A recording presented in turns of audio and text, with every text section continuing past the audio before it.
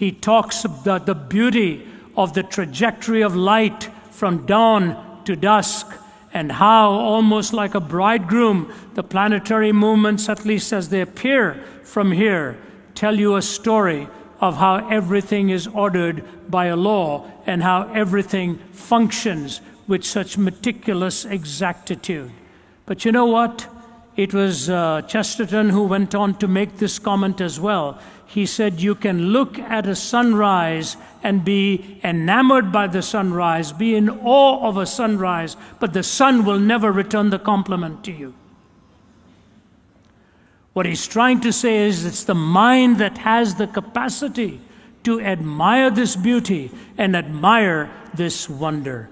I remember watching an astronomer at the University of Witwatersrand in South Africa years ago while we were speaking, one following the other.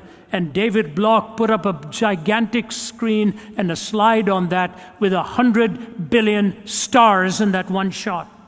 100 billion stars. And as he was lecturing on it, he said, if you were to count those stars one at a time per second, you'd have to be here for 2,500 years. The enormity of this universe. I remember taking a lecture from Professor John Polkinghorne, one of the leading quantum physicists at Queen's College, Cambridge at that time. And as he was lecturing, he was talking about the fine-tuning of the universe and the exactitude demanded in the expansion and contraction ratios. And as he was waxing eloquent, he said the exactitude demanded is so precise and the margin of error given is so small, he said it would be like taking aim at a 1 square inch object at the other end of the known universe, 20 billion light years away, and hitting it bullseye. The exactitude demanded just in that one force of expansion and contraction had to be so precise and the margins so tiny that it would be like taking aim at a 1 square inch object at the other end of the known universe and hitting it bullseye. And then in typical English understatement, he went on to say this. He said, gentlemen, there's no free lunch. Somebody has to pay. That's just looking at the universe outside of you. Take a look at the universe inside of you. This marvelous entity we call a human being and the body that God has given to you and me.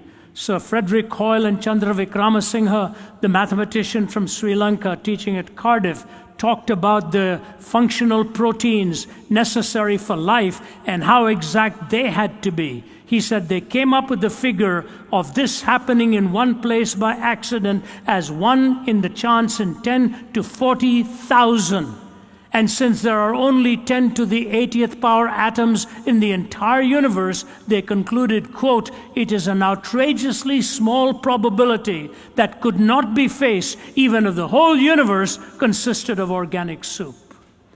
How did these proteins come together at one place? He said it's a mathematical impossibility. And then Hoyle, the astronomer, says this, life could not have originated here on Earth, nor does it look as though biological evolution can be explained from within an earth-bound theory of life. Genes from the outside the earth are needed to drive the evolutionary process. This much can be consolidated by strictly scientific means, by experiment, observation, and calculation. He said an earthbound explanation is impossible for this. Something had to come from outside. So he went to the panspermian theory that somehow sperms were brought in by a spaceship from another planet to seed the earth. And that's how all of this came into being. If they'd read David, they would have saved themselves a lot of dollars on research. The marvel, the wonder, as David talks about creation. I can bring to you just 2 applications from creation, and that is this. It gives you intrinsic worth and a reflective splendor.